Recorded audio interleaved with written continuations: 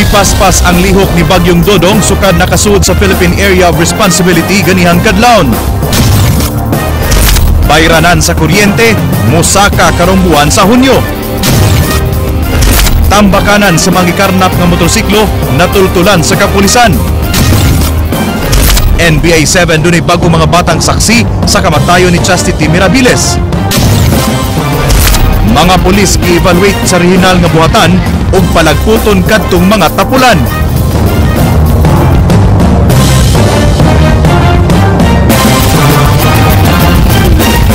Mayong hapon Sugbo, Kabisayan, ani ang mga balita uban ang kinatibuk ang puwersa sa News 5 Cebu karong adlong Huwebes petsa 7 sa buwan sa Mayo tuig 2015. Ako si Dennis Tanok. Amo nang ihatod ang mas sayong pagbalita inubanan sa mas komprehensibong impormasyon. Ako si Georgia Herrera.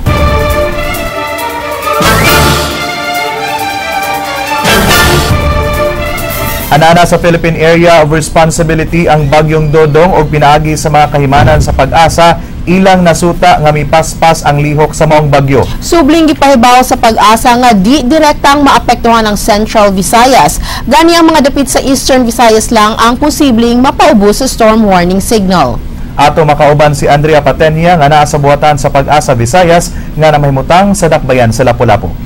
Dennis, Georgia, kaganihang alas 4 sa kadlaw nakasunod gyud sa Philippine Area of Responsibility ang ikaupat nga bagyo nga muigo sa Pilipinas karong tuiga. Ginganlan kini og Dodong nga dunay typhoon category. Sa Severe Weather Bulletin number 2 sa Pag-asa nga gipagawas ganihang alas 11 sa buntag, nasigpatan si Typhoon Dodong 925 kilometers east-northeast sa Surigao City. Duna kini hangin gikusgon nga 140 kilometers per hour ug pag-unos nga 170 kilometers per hour. Mas dipaspas ang paglihok niini west-northwest sa gipaspason nga 17 kilometers per hour. Sud sa 24 ka oras, gibana-bana kining moabot 575 kilometers east sa Borongan, Eastern Samar, samtang sud sa 48 hours, moabot kini 220 kilometers east sa Virac, Catanduanes. Ang Bicol region mao'y hilabihang maapektuhan sa bagyo inig landfall. So expected nga nakahimo siyang landfall sa Bicol region by Friday evening or Saturday morning. Mag-ulan sila dito, Sorsogon, grabing ulan, sa Virac, Catanduanes, daghang ulan nila madawat dito. O gamit man nila sa dulo ni pag-ulan nga rin mga Sunday. Dugang sa Pag-asa, ang Eastern Visayas ra ang posibleng mapaubo sa public storm warning signal apan way direktang epekto ang bagyo dinhi sa Sugbo. So ang yung tag Central Visayas, when you talk about hangin o ang iyang rain, wala kitay makuha na no epekto bisan og 300 kilometers na iyang rain area nga radius. So doon lang tayo mga isolated thunderstorms. Dennis, Georgia, sa pagkakaroon matud sa Pag-asa, dili kining si Typhoon Dodong maoy angay kabalakan dinhi sa Sugbo, kundi ang nagpadayong weak El Nino nga nasinati karon nga posibleng mo develop ngadto sa usa ka moderate El Nino ug gipanglantawan nga mulanat pa hangtod sa katapusan ning tuiga. Gikan dinhi sa buhatan sa Pag-asa, Andrea Patenia, News 5. Miulbo ang dakong sunog pasado alas 3 kagahapon sa Barangay Lahog diin ang bodega sa mga panapton mo'y hingpit nga naog daw. Giingong dunay nag-welding sa mga bodega og nag-short circuit nga mo'y hinungdan sa kayo. King Perez, Suginlimi. Bisan sa layo makita ang baga og itom nga aso nga nagagikan sa Barangay Lahog. Naalarma ang sunog sa panimay ni Johnny ko alas 3:55 kagahapon sa hapon. Kay sudlunon ng lugar na kontrol ang sunog, sud sa 30 minutos sukad gialarma. Way naunsa tol sa sunog ug nakan-an ra ang panimay sa pamilyang ko nga tapad sa bodega sa mga panapton nga gipanag-iya sa Cebu Bazaar. 200,000 pesos ang inisyal nga danyo sa pagkasunog sa bodega ug way labot ang mga nasunog nga panapton. Naglisod pa mga bumbero sa pagpaong sa sunog diri sa LaGuardia Extension kundiin ang gipaong karon mao ang kayo sa bodega sa tela ug matud pa usa sa mga hinungdan nga gitan-aw karon sa sunog mao nga dunay ga-welding sa atop sa maong bodega sa wa pa mahitabo ang sunog. Dunay nag-welding sa atop sa bodega ug dunay nahitabong short circuit nga mahinungdan sa sunog. Nasayran nga walay fire extinguisher ang bodega, hinungdan nga wa na mapakgang ang pagkuyanap sa kayo. Ang windows taas ba nalapos ato daw atong nakaraan. Nipis makaatop na dito rapid na side. Nipis ko niya. kanang ilisda na tara siya. Mag-lisod ta kontak og inspection yung anong klase sa mga establishment kay nasa residential area para ba og di ta kibalong na day bodega sa sud sa balay. Gumikan sa hitabo gustong ipasusi ni Vice Mayor Edgardo Labella ang mga establisimento sa syudad nga misunod ba sa safety code. Especially on commercial areas. Unya labi na gyud og ang mga gistore diha o sa warehouse nga gistore mga highly combustible like clothes, panapton. So it's a must, it's a necessity, it's a need yun that there should be a fire extinguisher. King Perez, News 5. Mga ahensya sa gobyerno ubos sa Region 7 may presentar silang tagsa-tagsa ka mga accomplishments atol sa regular nga panagtagbo alang sa Regional Peace and Order Council meeting. PDEA 7 mi angkon nga kuwang ang ilang masakop tibok riyon mao nga hinay ang ilang kampanya batok sa drogas. Jinky Rosit, Suginlimi. Subling nagtigom kaganyang buntag ang mga sakop sa Regional Peace and Order Council sa Region 7 aron ipresentar sa chairman niini nga si Governor Jinjin Davide ang ilang mga kalampusan. Ang Police Regional Office 7 mo'y dunay labing taas nga report nga naglakip sa ilang mga operations batok sa illegal nga drogas ug loose firearms. Matud sa hepe sa Regional Operations and Plans Division, miabot sa kapindos mil ka mga drug personalities ang ilang nasikop. Miabot sab sa 121,949,612 ang tibok kantidad sa drogas nga ilang nasakmit. Comparing the first quarter 2015 data as that of same period last year, there is a 7% increase in the total crime volume from 14,367 to 15,394. Miabot sab sa dulan 1,500 ka mga nagkalain-laing armas ang nasakmit sa kapulisan sa ilang kampanya batok sa loose firearms. Samtang ang buhatan sa PDEA 7 nga dunay 70 ka personahe tibok rehiyon miangkon nga di kaayo daghan ang ilang operasyon gumikan sa kakuwang sa ilang tao. Mipahimang usab sila sa epekto sa gitawag nga liquid ecstasy. 1 drop of liquid ecstasy is said to cause high to a user for about 3 hours, and 2 or 3 drops of this can lead to death. Ang Armed Forces of the Philippines miingon nga wa na sila na monitor nga presensya sa mga armadong grupo sa ubang bahin sa Region 7 gawas sa pipila ka bukirang barangay sa Negros Oriental. Jinky Rosit, News 5. PRO 7 mi presentar na sa ilang security preparations alang sa umaabot nga APEC Summit nga mahitabo sugod karong buwan sa Agosto atol sa gipagang Regional Peace and Order Council meeting sa Kapitolyo. Matud ni Police Senior Superintendent Erson Digal, ang panguho sa Regional Operations and Plans Divisions, nga libuan ka mga pulis ang i-deploy alang sa road security o VIP security sa mga lokal ug langyaw nga mga delegates nga moapil sa maong kalihukan. Gikatakdang i-activate sa PRO 7 ang APEC Site Task Group nga maoy mubantay sa tanang venue sa mga meetings. Kini aron pagsiguro nga way daotang elemento nga musabutahe sa mga kalihukan. Gimanduan sab ang FESAG sa pagsiguro nga ang tanang security guards alerto sab sa mga kalihukan sa APEC. Trumpet their demands to embarrass the government and natural and man-made disaster may occur during the activity. As yun, sir. Musaka ang bayronon sa kuryente sunod buwan kay mikuha og mahalong energy sources ang Visayan Electric Company aron di magkuwang ang supply sa kuryente karong panahon sa ting-init. Musuporta sab ang VECO niadtong mga gustong makabaton og solar energy sa ilang tagsa-tagsa ka mga panimay. Andrea Patanya, Suginlimi. Tungod sa nagsakang demand sa kuryente karong ting-init, naaghat ang Visayan Electric Company kun VECO sa pagdugang sa ilang electricity supply bisan og nagikan pa kini sa mga mahalong sources aron lang di magkuwang ang panginahanglan sa mga konsumidor. Miresulta kini sa pagmahal sa generation cost sa kuryente karon nga muhapak unya sa electricity bill sa buwan sa Hunyo. 20 centavos to 30 centavos ang increase matag kilowatt hour tungod sa mas mahal nga generation cost. Buot pa sa buot, Samot, kung ang konsumidor dunay standard bill nga 200 pesos matag buwan, karong Hunyo, posibleng moabot na kini ngadto sa 240 to 260 pesos. Gipasalig hinuon sa VECO nga bisan og mahalon nga energy sources ang ilang gikuhaan, paigo gihapon ang energy supply dinhi sa Sugbo nga way brownouts nga mahitabo karong mga panahuna. When I talk about no brownout, that means no anticipated brownout. Okay, when the problem or no, the reality of this industry is that sometimes even if you don't expect na ay mahitabo because wa ta kay bawa ang planta, there are times nga without any warning mo gawas siya or it stops functioning. So there's nothing we can do about that. But for now, anticipated outages wala. Sa laing kalambuan, si Department of Energy 7 Regional Director Antonio Labios nalipay nga nagkasabot na ang KEPCO Salcon Power Corporation Management ug ang labor unions niini. Kay importante nga mahilot ang tanang kasungian sud sa maong korporasyon kay usa sila sa mga major power suppliers sa Visayas grid.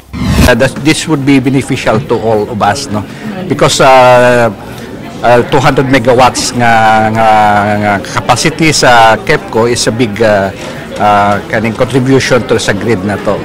So at least karon we could say na wala ma-disrupt ang ato supply sa power. Gipasalig ni Labios nga pabiling stable ang power supply sa Kabisayan ug nanginaot lang sila nga way mga gubang planta aron way mahitabong power interruptions. Padayon sabang advokasya sa DOE alang sa renewable energy. Gani dunay planta sa solar power sa San Carlos City sa Negros Occidental ug wind power plant nga nagsupply og 54 megawatts nga kuryente sa San Lorenzo, Guimaras. Ongoing pa ang construction sa 30 megawatt solar power plant sa Ormoc ug laing 50 megawatt wind power plant sa Aklan. At ang ultimate target natin is to triple our 2010 capacity by 2030. So yung ating 5,000 megawatts in 2010, we hope that we can turn it into more than 15,000 megawatts by 2030. Gipasabot sa VECO nga di sayon ang pag-invest og solar power plants dinhi sa Sugbo kay mahal na ang value sa yuta ug dako kaayo ang real estate requirement sa usa ka solar power plant. Mao nga awhag na lang nila sa mga konsumidor sa pag-install og solar panel sa ilang mga atop ug kun mas dako man gani ang ilang masupply nga kuryente itandi sa ilang magamit, ang VECO maoy mo bayad kanila. Ang mahitabo sa net metering is when they're producing more than they need, ang VECO mo palit ana. And then when they're producing less than what they need, so gamito nilang ilahang solar generation, di sila mo palit sa VECO o mo lessen ang palit sa VECO. Giangkon sab sa VECO nga upat pa lang ka households dinhi sa Sugbo ang re-register kanila nga nagamit og solar panels. Matud pa, di pa gyud widely accepted ang paggamit og solar panels kay mahal kini nga investment. Gani ang panels alang sa 1 kilowatt nga electricity supply mukabat na ngadto sa 150,000 pesos. Apan kun dunay gyud desididong mo invest niini apan why capital, mahimo ra gyapong moduol sa VECO aron ilang matabangan sa pagpangita og financing institution nga nagtanyag og solar panel loans. Andrea Patenia, News 5. Gawa sa paglimpyo sa sidewalk sa Dalan Virama, gimando sab karon ni Mayor Michael Rama ang pag-clear sa sidewalk sa Dan and Veles og sa may iskina Banawa. Miuban si Ray Pasaporte sa pagsuri sa mayor sa Maong Dan sayo ganihang buntag. Alas 6 ganihang buntag, gisuroy ni Mayor Michael Rama uban si Konsyal Dave Tumulak ug mga sitom ang dalan sa Imveles. Buot nga pahawanan sa mayor ang lugar aron mapreserba ang sidewalk ug masulbad sab ang kahuot sa trapiko. Kining usa ka punuan sa akasya nga nahimutang sa iskina, gimando ni Rama nga ipakuha kay delikadong dunay masangit.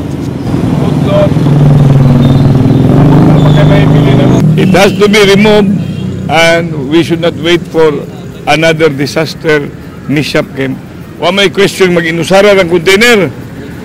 Yung container ay naghagba na mga sakyanan nga naa somewhere within the vicinity.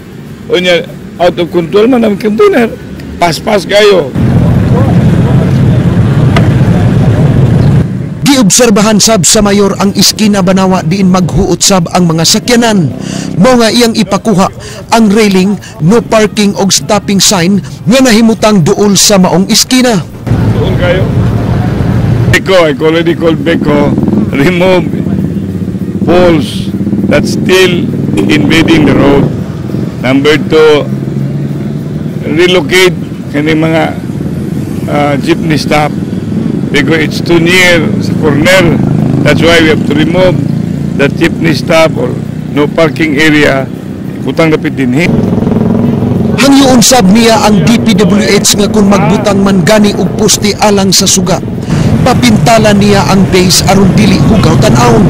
Samtang padayong nanawagan ang mayor sa DENR nga mohimo na og lakang sa mga kahoy nga nimutang kilid sa provincial capital kay plano niyang padak-an pa ang karsada nga iya sab isugyot sa DPWH. Ray Pasaporte, News 5. Ipatangtang ni Cebu City Mayor Mike Rama ang usa ka kawani sa City Hall nga nakadispalko og dakong kantidad. Matud ni Rama, iya nang giendorso sa Legal Department alang sa tukmang klakang. Ang mga kawani kolektor sa usa ka departamento sa City Hall nga giingong nakadispalko og kapin 200,000 pesos. Dugang ni Rama, daghang empleyado ang suspensohon samtang dunay uban nga giwarningan subay sa gibug-aton sa nahimo nilang kalapasan. Daghan kay mga empleyado subject for suspension, warning, and there are also some that probably will lead to termination. And it's all handled by HR and legal. Awa na, basta na ay even along the way and the proof is cannot so strong, you have to find a way, casual, no more, regular, go through with the process, job order, samot.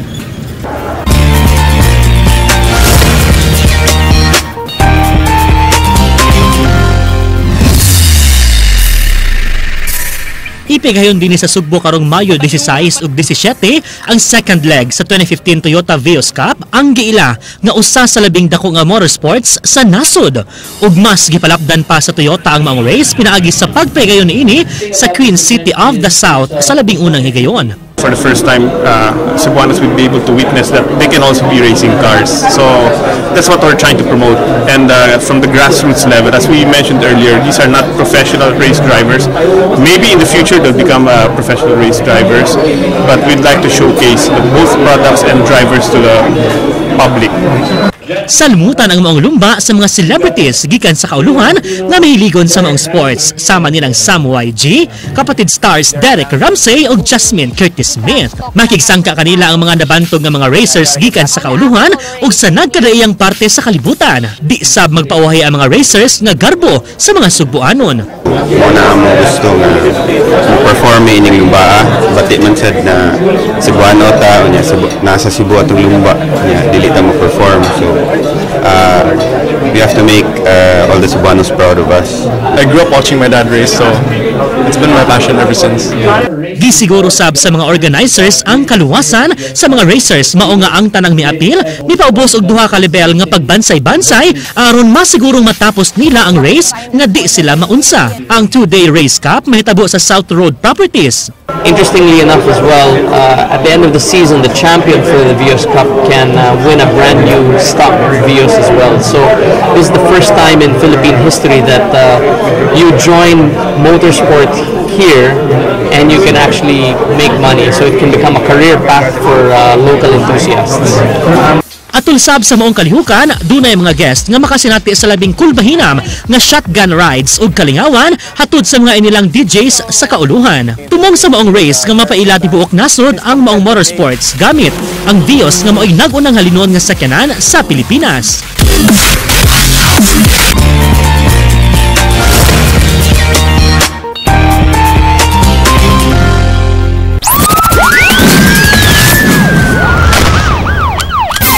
Mekaniko nga nakipag-inom sa iyang mga higala sa usa ka kan-anan sa barangay Inayawan, gipusil patay. King Perez, Sugin Limi.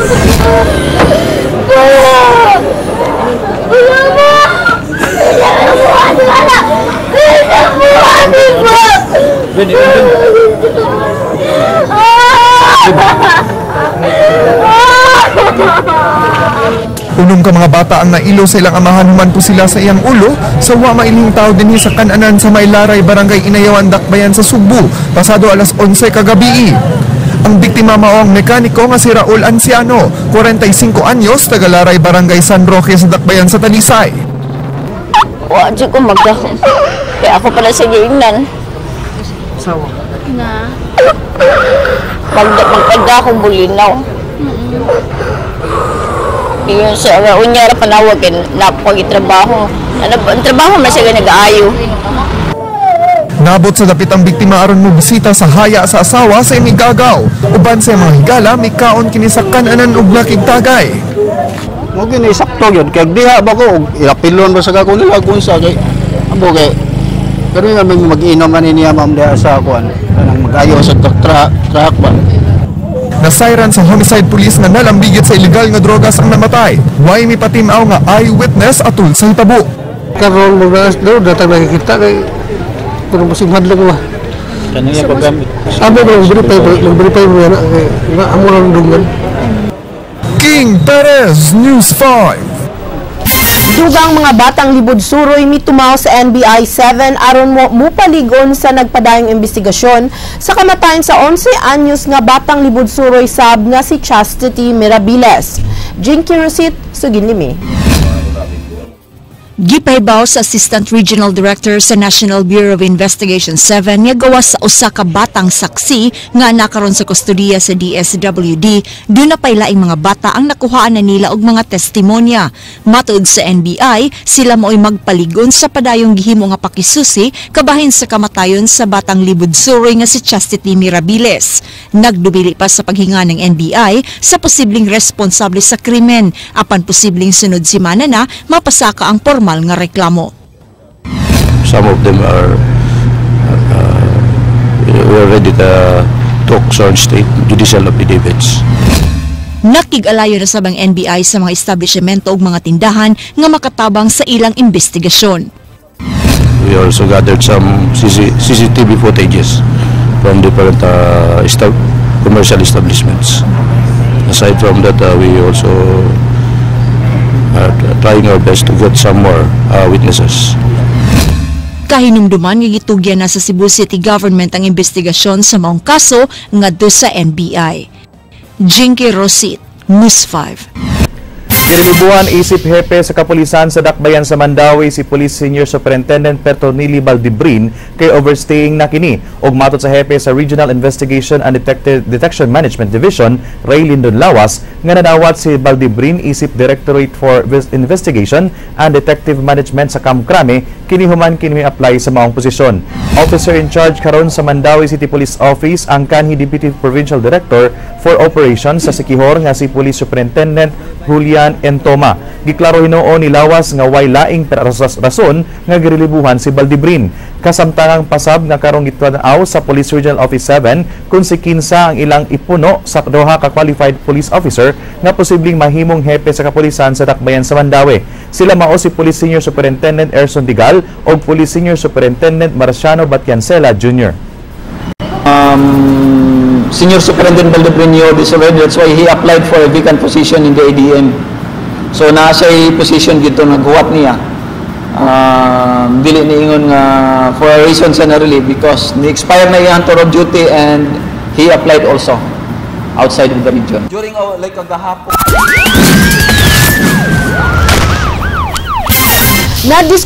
Nadiskubrihan sa kapulisan ang lugar nga gihimong tambakanan sa mga motorsiklo nga kinarnap apan wasla nadakpan nga suspect sa gingong carnapping group. Leslie Camina de Vestil, Suginlimi.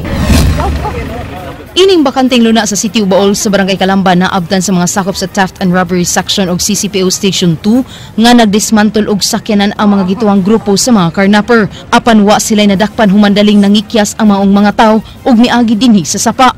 Gituang dunay lookout ang grupo mao nga dali silang nakasibat. Naisama og tambakanan sa mga kinawat nga motorsiklo og gihimong hideout ang dapit. Posible dire sila mo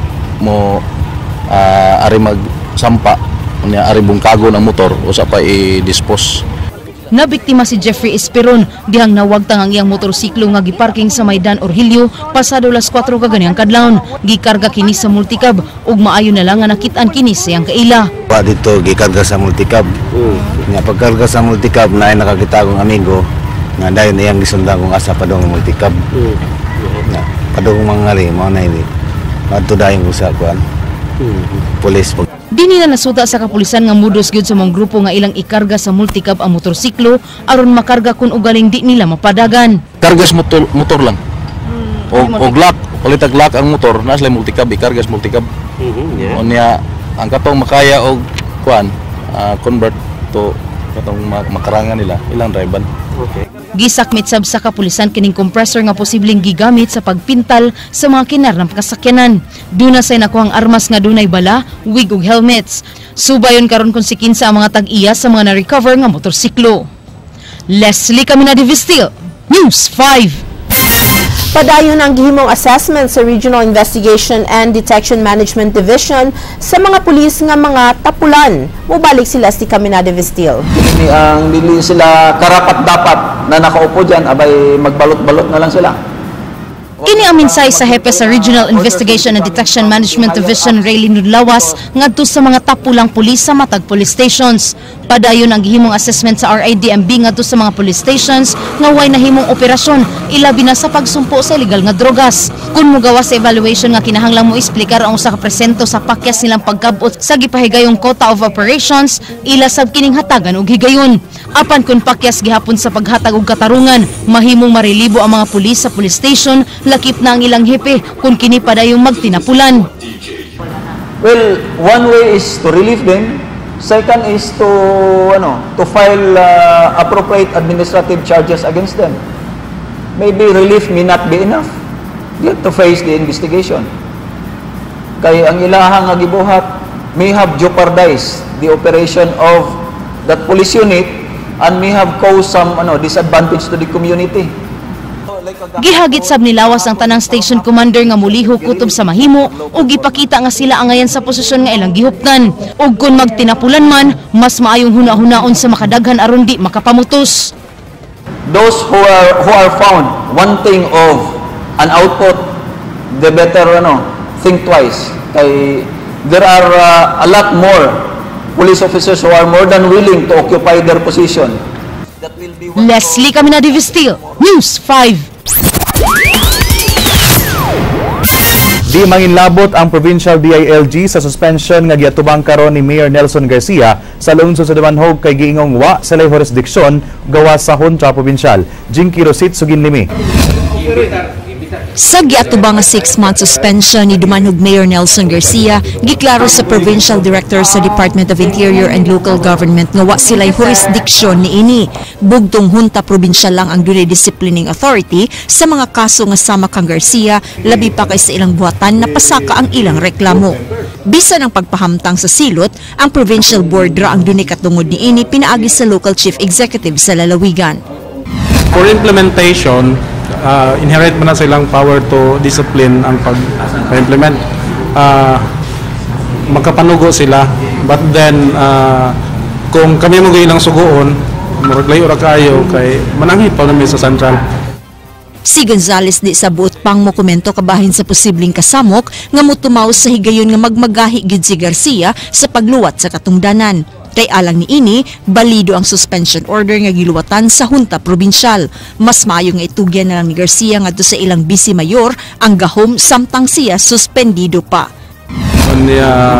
Basta para namo kay nihatag mo suspension sa gunian na serve naman siya, he suspended niya, automatic ang vice mayor mo take over as acting mayor. Una nang mipadayag si Garcia nga iagi na lang niya ang tanang depensa sa legal nga pamaagi. Jinky Rosit, News 5. Kapin sa 30 ka mga barangay sa Dakbayan sa Sugbo ang gipaubos sa State of Preparedness sa Cebu City Council kagahapon human maapektuhi sa nasinating El Nino. Apan swerte ang usa ka bukirang barangay kaganiha kay gibuksan na ang ilang patubig nga mohinungdan nga wa sila maapektuhi sa huaw. Ray Pasaporte Suginlimi. Kusog ang bulog sa tubig nga miagas gikan ining bag-ong irigasyon sa bukirang barangay sa Paril. Sa Dakbayan sa Sugbo nga usa ka joint project sa National Irrigation Authority ug sa Cebu City Government. Namagunay gingalan og 75-25%. Ya amin ihatag mig 25% sa counterparts are needed to put up this irrigation for the farmers of Paril. And I am having si Kini Simirot, Pilyones mo ning kapitan dinhi, mo ning Haring Gangis dinhi. Alang sa mayor, Dakong tabang sa Barangay Paril ang maong proyekto sanglit ang ubang barangay karon sa syudad. Naglisod na sa supply sa tubig gumikan sa Huaw. Gani gideklarar kagahapon sa City Council ang state of preparedness ang 31 ka barangay dinhi sa Dakbayan sa Sugbo. Apan wa nahimuot ang mayor niini kay gilaslasan sa konseho ang budget nga iyang gipangayo alang sa maong suliran. The council should not be waiting for further init because naman to'y mga ginganlan o budget na mo, pangutan na lang sila asa nabutang, ilan mo itong gislas, but thanks to National Irrigation Administration. Nag-drilling ta. Okay. Ang atong drill, gilabay na ito sa buntod. Yung atong girigit, garis kaumahan. Mainom, atong magamit, o paglungag. Ang Phase 1 ug 2 gisugdan ni adto pang tuig 2008. Apan ang Phase 3 napadayon ni adto lang 2013 dihang nakabalik sa katungdanan si Pilones. Karon gigamit gini nato sa pangumag karon nga Kwaresma, dili gini siya mahubsan. Kusog kay ni nga tubig, madaot lang muna mawa ang tubig.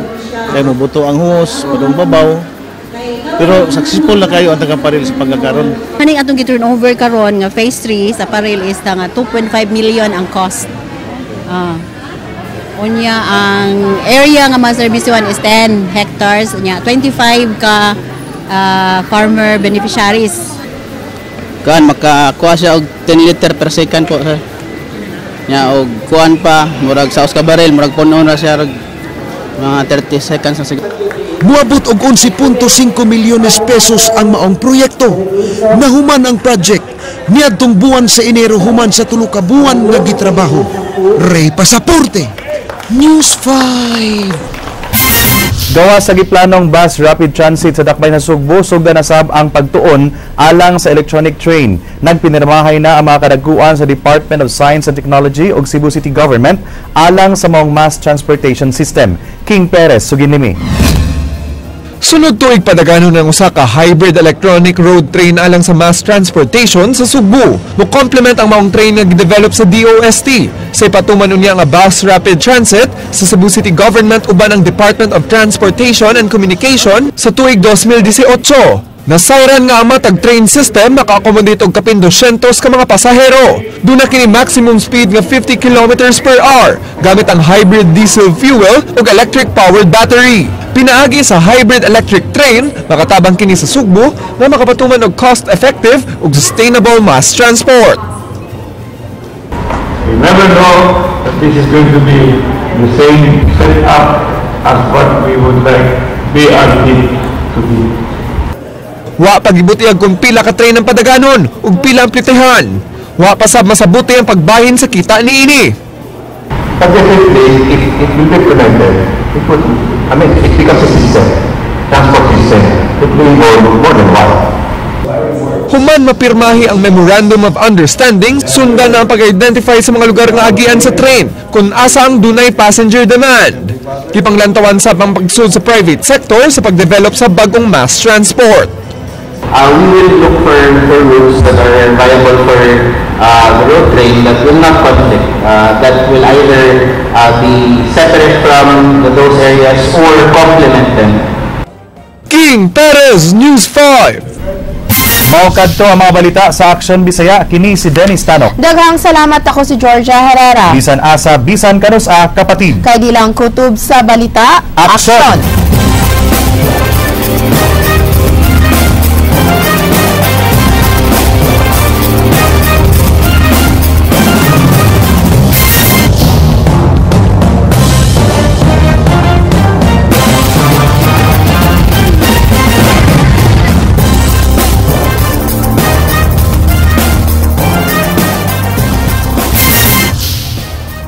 Season 2 sa Lunes na 9:30 PM sa TV5.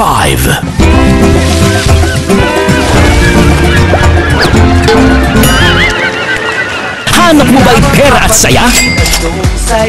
Malapit nang maging happy ang bayan. Abangan ngayong Mayo sa TV5.